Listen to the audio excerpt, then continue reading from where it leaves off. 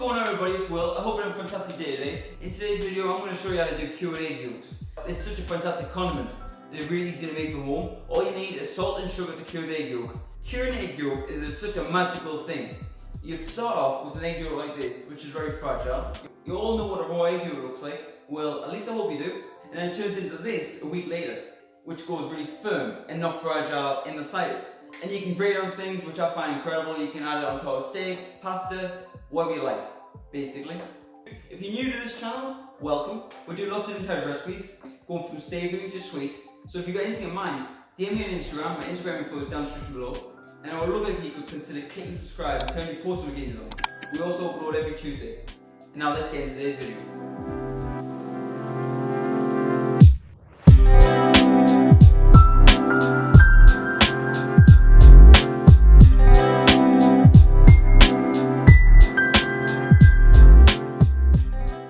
So to kick things off, we're going to make the cure mix. It is really straightforward. Into a blender, you're going to add together equal parts sugar and salt. The sugar is there not to sweeten it up, just to counteract the saltiness. I'm using 450 grams of each, sugar and salt. I probably won't need all this, but that won't be a problem. Anyways, it's best to have a bit too much cure mix when it comes down to curing egg yolks, compared to not having enough. You'll see why later on in the video. Plus you can use this to cure other things as well. And you're just going to pulse it together a few times until the sugar and the salt is evenly distributed and it's got nice and fine. And there you have it, that's your curry mix sorted. It's very straightforward. If you wanted to, you could flavour your curry mix, add some spices, some herbs, like you could add some cinnamon, vanilla, nutmeg, things like that. Be creative. Now you're going to put half the curry mix into the bottom of your tray. Make sure the tray that you use is pretty large. You don't want to place the egg yolks right next to each other. Now you're going to create little indentations in that curry mixture. I like to use an egg, perfect size for the yolk to lie on. But make sure you don't go too deep so you see the tray, because the egg yolks won't cure properly. Then you're going to separate your eggs and place the yolks gently onto that salt bed. And for you lot who struggle to separate an egg properly, this is the easiest way to do it in my opinion. I just like to gently crack it on a flat surface, open it up, then pull the egg in between your fingers, let gravity do the work, and the white should fall between your fingers and pass the yolk from hand to hand. Simple as that, but be careful you don't bust the yolk. Then spoon over some more of the cure mixture over the egg yolks. You want to make sure they are thoroughly buried. And you're going to tightly wrap it in cling film to make sure no air can get at it. Alright guys, now at this stage, all the hard work's been done basically. All you got to do now is sit back, relax, and let osmosis do its thing. These are going to go in the fridge for about 6 to 7 days, there and thereabouts. It might take a bit longer if the egg yolks are a bit bigger. Keep an eye on it. What you're looking for is for the egg yolk to be firm and dry throughout. So now once the egg yolks have been curing for about a week, they should be nice and firm. Now you're going to remove the cling film, because you're not getting anywhere if you don't remove the cling film. And then just get your hands in there and start digging them out. This is the fun bit. It's really fun to do. It's like digging for treasure. So once all the egg yolks have been dug out, you're going to rinse them off quickly in some cold water just to get rid of the cure mixture. And you're going to pat them dry in some kitchen roll. At this stage, me personally, I find they look like apricots, but that might just be my opinion. Now we've got one more step to do and then we're finished. Place your egg yolks onto a wire rack that's sitting on a rimmed baking tray, and you're going to preheat oven to 60 degrees Celsius.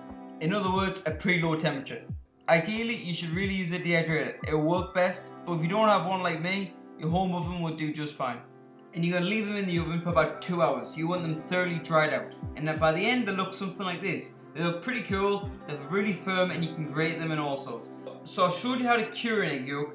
Now I'm going to show you how to use cured egg yolks. So the first thing that comes to my head is steak. Everybody likes a good piece of steak, am I right? This is a 1-inch thick ribeye steak. As the steak is a pretty thick cut, I'm going to be using a reverse searing method. This is a great way to cook a steak that is a minimum of 1 inch thick. So first, make sure you season your steak generously. Don't be shy. This is a thick cut of meat. By doing this, it's going to help the steak retain its juices. So now, once you season the steak generously, I mean it, generously, don't be shy. You're going to leave this to sit at room temperature for about half an hour to an hour to come up to room temperature. So step away from the steak. Leave it alone.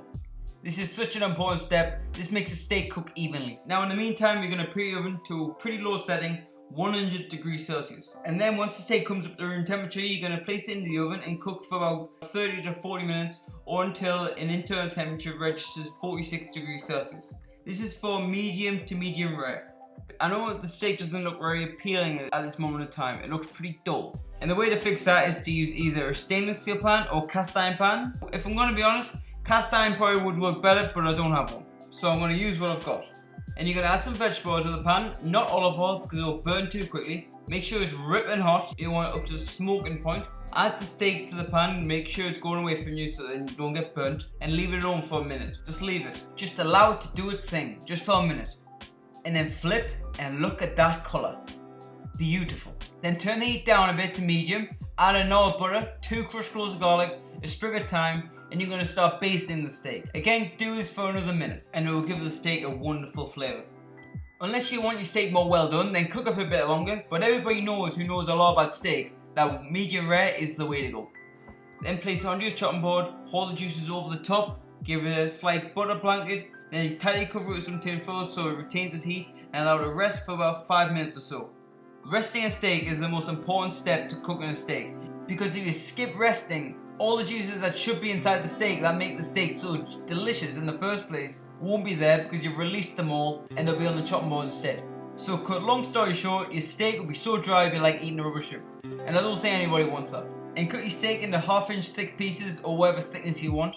I'm not too bothered. Then plate up. And that alone is a beautiful steak. You can eat this by itself. But today I'm going to create some cured egg yolk over the top. That's going to give the steak an extra richness. And that is it. Enjoy.